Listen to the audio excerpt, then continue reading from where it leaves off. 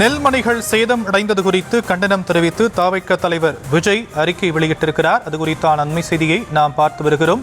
நெல்மணிகள் சேதம் தொடர்பாக தமிழக வெற்றிக் கழக தலைவர் விஜய் கண்டனம் தெரிவித்திருக்கிறார். பருவமழை தொடங்கி இருக்கக்கூடிய நிலையில் நெல்மணிகள் சேதம் அடைந்தது குறித்து தவிக தலைவர் விஜய் கண்டன அறிக்கை வெளியிட்டிருக்கக்கூடிய அந்த காட்சிகளை அண்மை செய்தியாக நாம் பார்த்து வருகிறோம். திமுக ஆட்சியாளர்கள் மக்கள் வீட்டுக்கு அனுப்புவது திமுக ஆட்சியாளர்களை மக்கள் வீட்டுக்கு அனுப்புவார்கள் என அவர் தெரிவித்திருக்கிறார். நெல்மணிகள் சேதமடைந்தது குறித்து தவிக தலைவர் விஜய் கண்டன அறிக்கை வெளியிட்டிருக்கும் நிலையில் விவரங்களை செய்தியாளர் ஜெரி வழங்க நாம் கேட்கலாம். ஜெரி, கண்டன அறிக்கையில தவிக தலைவர் விஜய் என்னென்ன விஷயங்களை குறிப்பிட்டிருக்கிறார்? வணக்கம்.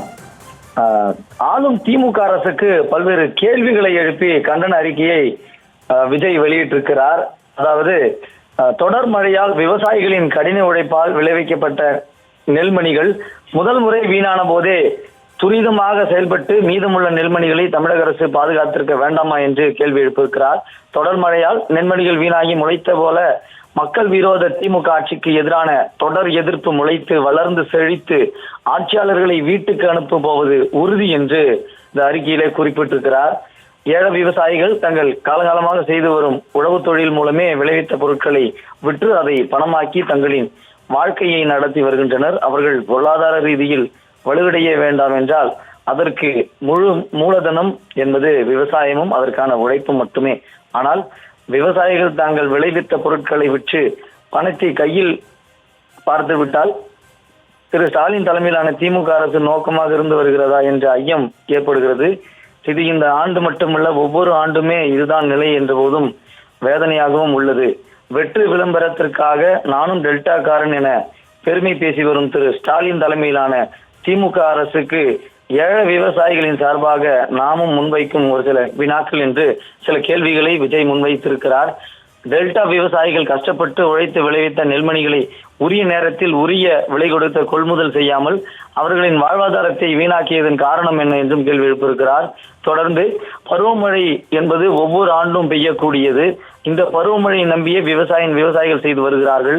அப்படி இருக்க அந்த பருவமழையினால் விவசாய பயிர்கள் மற்றும் விளைநிலங்கள் சேதமடையாமல் இருக்க எடுக்கப்பட்ட நடவடிக்கைகள் என்னென்ன என்றும் கேள்வி எழுப்பியிருக்கிறார். அதிக மழைப்பொழிவு இருந்தாலும் விவசாய நிலத்தில் பயிர்கள் மூழ்காதபடி போதுமான தண்ணீர்களை தவிர்த்து அதிகப்படியான தண்ணீர் விவசாய நிலங்களில் இருந்து தானாகவே வெளியேறிய அல்லது சேமித்து வைக்கப்பட்ட வேண்டிய நீர்நிலைகளை சென்றடைய போதுமான வசதிகள் ஏற்படுத்தப்பட்டுள்ளனவா என்றும் கேள்வி எழுப்பியிருக்கிறார்.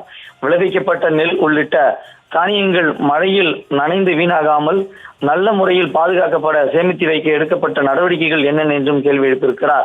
கடந்த சில நாட்களாக பெய்த மழையால் நெல்மணிகள் நனைந்து வீணாகியதற்கும் அதை விளைவித்த விவசாயிகளின் வேதனைகளுக்கும் திரு ஸ்டாலின் தலைமையிலான திமுக அரசு என்ன பதில் சொல்ல போகிறது?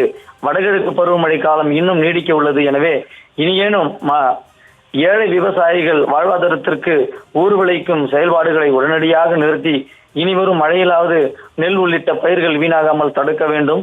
அத்தோடு பருவமழையின் தாக்கத்திலிருந்து மக்களை காக்க தேவையான அனைத்து முன்னெச்சரிக்கை நடவடிக்கைகளையும் விளம்பர செயல்பாடுகளாக இன்றி போர்க்கால அடிப்படையில் உண்மையாகவே மேற்கொள்ள வேண்டும் என்று தமிழக வெற்றிக் கழக தலைவர் விஜய் நீண்ட நெடிய கண்டன அறிக்கையை வெளியிட்டிருக்கிறார்.